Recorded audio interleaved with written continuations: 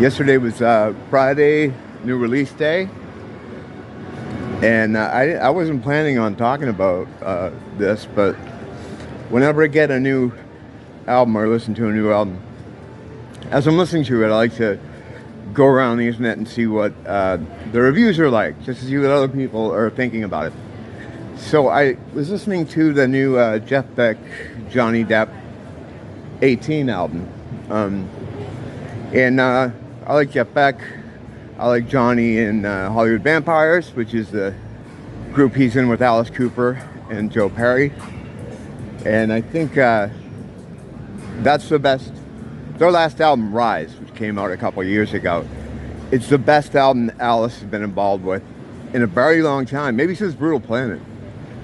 I think Johnny's great in that band. I think his vocals work really well, especially on the stuff he sings with Alice.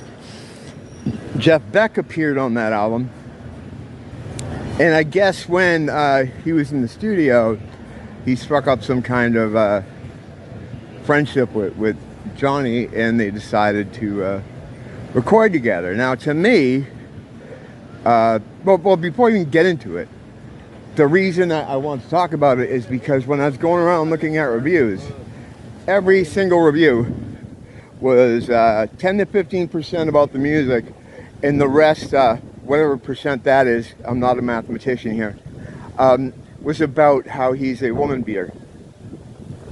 Now, I thought he beat that rap. No pun intended. But apparently, in the eyes of the media, he didn't.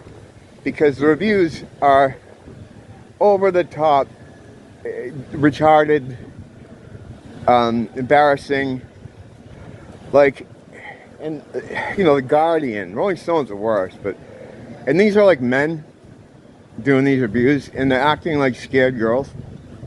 Like, it's so misogynist, and you know, the lyrics, and so I wanted to listen to it and just talk about the music and not all that other crap. And what it sounds like to me, you know, just I gave it a couple listens and then went back to you know, a few specific tracks to hear some things. Overall, before I say anything else about it, it feels like something an idea that you may have had partying with your friend late one night on substances, amphetamines most likely, and it seems like they concocted this idea to do an album together, and they had the means and the resources and the talent, so they just did it. I guess they saw it through. You know, I've been in those situations before with my friends, coming up with crazy ideas late at night on substances. If I followed through with everything I did, I'd have my own DoorDash business. I'd be running a flower shop, all kinds of things. So usually it just kind of starts and ends there, but they actually went through with it. And it's cool, but it sounds like that. It sounds like two guys getting together, just jamming out some songs that they both like. The Beach Boys stuff, the instrumentals, Caroline No and Put Your Head on My Shoulder, they're both from Pet Sounds. They sound really great. I'm going to be relying on a lot of text edits to fill in the blanks because I'm outside walking around and a lot of my hard drive space is being taken up by security, which is always running, so that takes up a lot of my memory. So I'm gonna just I'm gonna rely on some text to fill in the blanks. But yeah, it's cool. It has a laid back kind of feel to it. It's not over labored. It has, as meticulous as some of the parts are and complex as some of the parts are, especially in the case, well, not complex, but you can't just riff out on that Beach Boys stuff. You have to have that stuff down. That's Brian Wilson music, you know. No joke. Speaking of joke, I love that they did Death and Resurrection show by The Killing Joke. Hearing Jeff Beck play on a a Killing Joke track is something I never thought I would hear. And it's cool, you know, it's more, I like more the idea that they did it than the actual track itself. It has a weird kind of electronic thing going on with it, which is fine for Killing Joke. It's just that they don't, in their original version of the song, it's one of the tracks where they really don't have that going on. But they do use a lot of electronic stuff. So it's appropriate, it's cool. But, you know, you got Jazz Coleman from The Killing Joke. He's a singer. He's just monstrous. He's a beast. And Johnny's fairly slight triple tracked vocal doesn't really do it. He does sound good though. Like his singing on this, on the song Time in particular, he does some stuff there that I didn't think was within his range or ability or whatever. He sounds good on it. Sure, there might be some auto-tune going on, but I couldn't hear it. If it was there, it's subtle. And he sounds really good on that track vocally. I'm like, wow, you know, good job on that.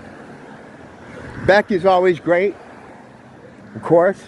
He seems to do well. It's because these are covers. There's not a lot of them. There's not a lot of regular Beckisms in the songs, and as there usually is.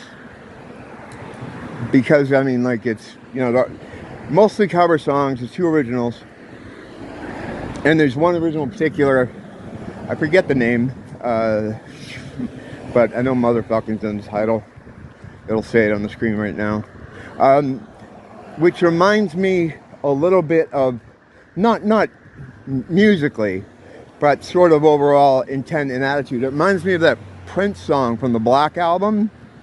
I forget the name of it, where he puts on that deep voice and talk like this, like he's supposed to be doing a character. Reminds me a bit of that. And that song seems to have taken a lot of heat for being, you know, violent and misogynist. And it's like, have you guys heard hip hop music? Have you heard that?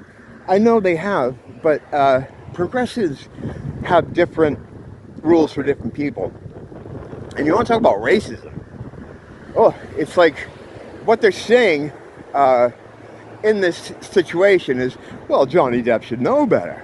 These people, these hip hop people, oh, they've had terrible backgrounds. They're not as cultured as you or I. I mean, it's like, if you might as well burn a cross in someone's fucking front yard. Now that would be less damaging, because at least you'd be like, what fucking idiots burn a cross? What the fuck? Assholes. You'd walk that up. But the kind of racism they promote with trying to virtue signal that they're allies by having different standards for people is way more damaging and far more damning. It just says, well, we expected more from Johnny Depp because why? Whatever.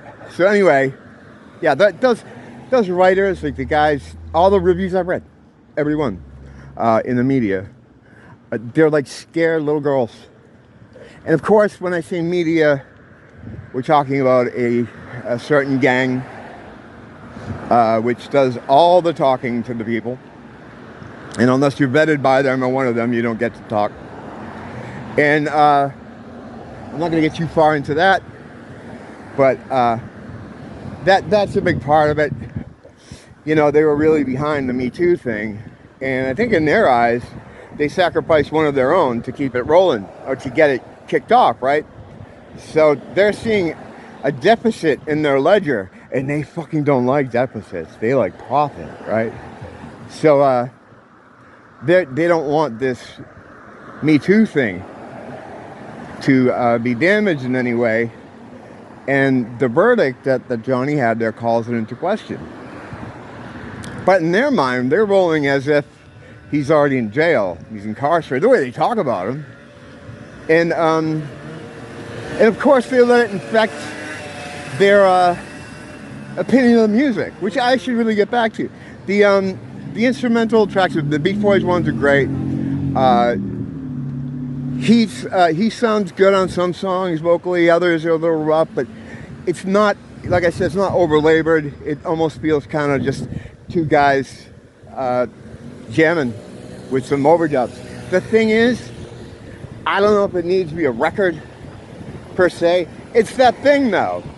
It's like, you know, one of those crazy ideas you have with one of your friends one night. It's just that these guys went through with it.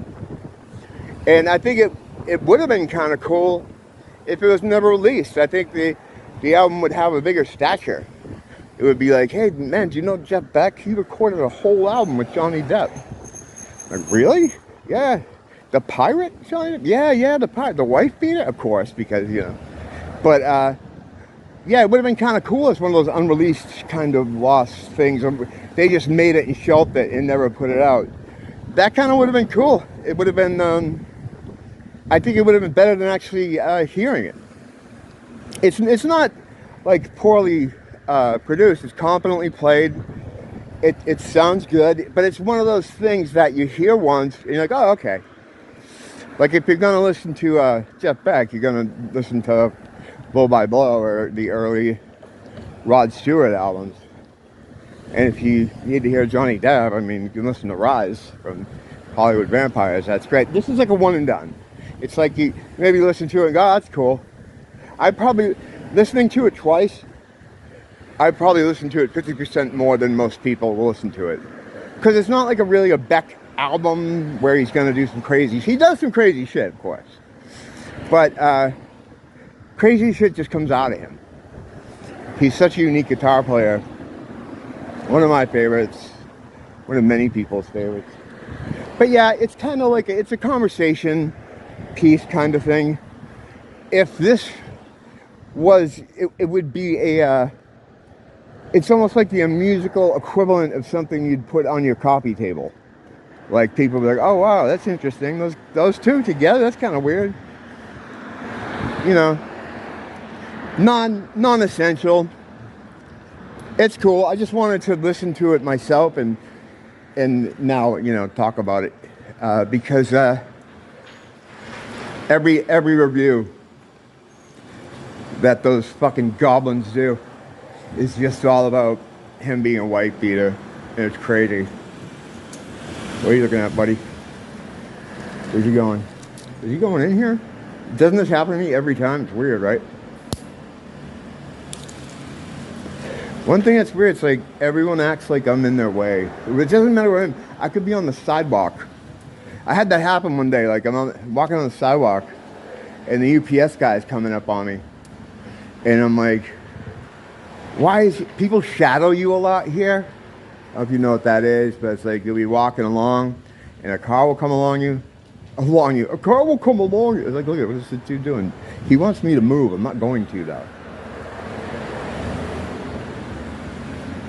Like, if he can't swing this, then this is a problem. I'm standing here. So anyway, I'm on the sidewalk, and the UPS truck is coming up behind me. And I'm like, well, I'm on the sidewalk. Why would he want to drive up? Is he driving on the sidewalk? And he did. He came up and drove on the sidewalk. He's going to the building. So it doesn't matter really where you are, wherever you are. Someone wants to be in your space. It's just how it is. You can see it happening a lot in my videos, too, if you watch them. You know?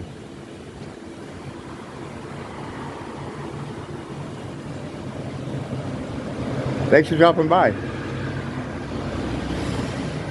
Don't blame the teacher. Blame the school.